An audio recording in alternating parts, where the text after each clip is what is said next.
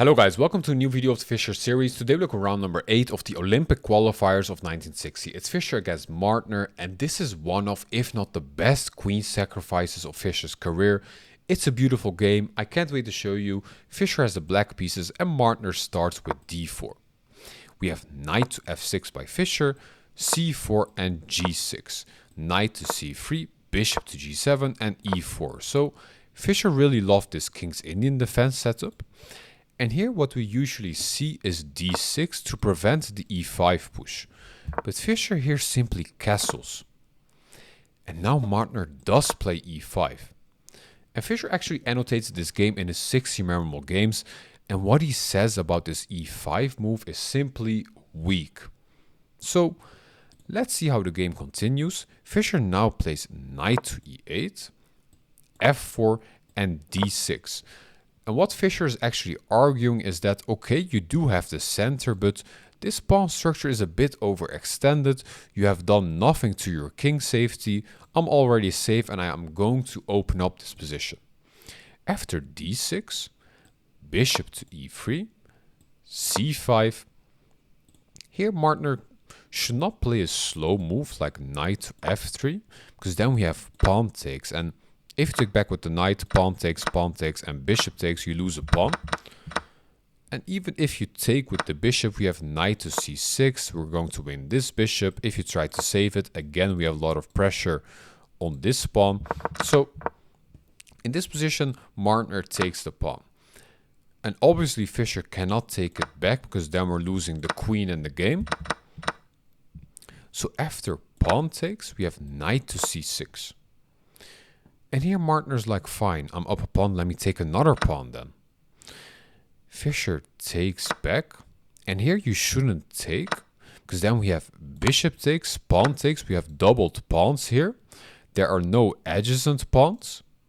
And after knight takes, we will bring the rook to e8, have this pressure, this pin on the bishop. The other bishop will come to f5, and this is just a beautiful position for black. So that's why after pawn takes, Martner doesn't take the pawn back. So okay, what can you do here? Well, Martner only has two good moves here. Either knight to f3 or bishop to e2 to bring his king into safety. But Martner here plays an interesting move. He plays knight to e4. Well, he was probably expecting Fischer to take the pawn now, since we have a lot of pressure on the d6 pawn. But Fischer finds a better plan. He plays bishop to f5, attacking this knight. And this is probably what Martner missed, since now he plays knight to g3, attacking the bishop, but simply bishop back to e6. And we have developed a bishop, and still you have done nothing to your king side. Okay. Now we have knight to f3. Finally, Martner does something about his king safety. But it's a bit too late, since what the engine here wants is after pawn takes, exchange the queens. Pawn takes, knight takes, and bishop takes. And even though it's equal material, we have a lot more pressure. The bishop is looking to the weak b2 pawn. We have the d file here, and this is just way better for black. But Fischer doesn't want the queens to get off the board. He plays queen to c7 here. And again, you shouldn't take, because then we develop the knight with tempo. We open up this bishop. We have double pressure on this pawn. So Martner doesn't take the pawn here. The best move here actually is f5. Well, do we not just give away a pawn here? Well, after pawn takes, we have weakened the king side. And after bishop to d3, we have a double pressure on this pawn. So the game would go on something like queen to a5 check, bishop back to d2, queen to c5, not making sure white can castle, something like rook to f1, and the game goes on. But that didn't happen. Martner actually saw this idea, but he wants to prepare it with queen to b1. But that doesn't really work, because now we have pawn takes. And after pawn takes, okay, we do play f5. But here we can simply take with the bishop. And after knight takes, pawn takes, and queen takes, it looks like the queen got activated, but then we have knight to d6, queen goes back, e4, knight gets kicked back, knight to f5, attacking the bishop, and this is just a crushing position. So bishop takes is the best move, but Fischer found another plan. He plays e4 here. After e4, we have pawn takes, and here you shouldn't take the pawn with check, since after pawn takes, queen takes, we have doubled this pressure on the f file, and after pawn takes, you're losing a piece here.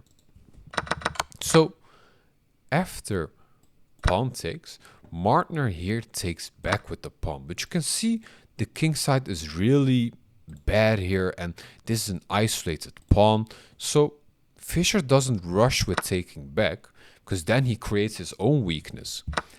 Here he plays f5, wanting to play f4 and fork the pieces, so you have to play f4 yourself, but now knight to f6, and Fischer's pieces are looking beautiful here.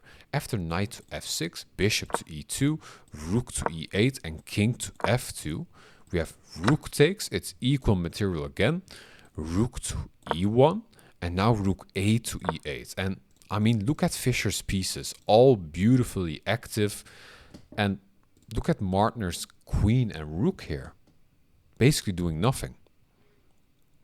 So what we see here is obviously a double threat on the bishop, so Martner plays bishop to f3, defending this bishop with the rook. And here I want you to pause the video and find an amazing move for Fischer. So when I was looking at this position, I was thinking about knight g4 check, bishop takes, pawn takes, and okay, we can bring the queen to d1, but simply h5 later on, king to h7, and this is a beautiful position for black. But there's a more forcing move in this position, and that is rook takes e3. Since after rook takes e3, and king takes e3, Fischer finds queen takes f4, giving away the queen, and Martner resigns the game. Well, how does this queen sacrifice even work? Well, since after king takes, we have mate in 1. The bishop is attacking the king, the knight is defending the g4 and the e4 squares, and the last knight is defending the e5 square. So white is checkmated with this beautiful checkmate. I mean, queen to f4 is such an amazing move. Well, what about just continuing the game? For example, king to f2. We are down a pawn, but what happens here? Well, now we would have knight g4 check, king to g2, knight e3 check, king to f2. The other knights coming in, having double pressure on the bishop. You cannot defend it like this, then you're losing the knight. Or sorry, losing the queen. But if you try to bring the queen to h1 then and defend it like this, well then again, knight g4 check, king to g2 would lead to queen takes. And this would be mate in a couple of moves. So whatever you do here, you cannot save the position. This was a beautiful game by Fischer, really punishing white for overextending his pawns in the opening. And well, I hope you liked this video. If so, please like, subscribe or comment, and I'll see you on the next video. Bye bye.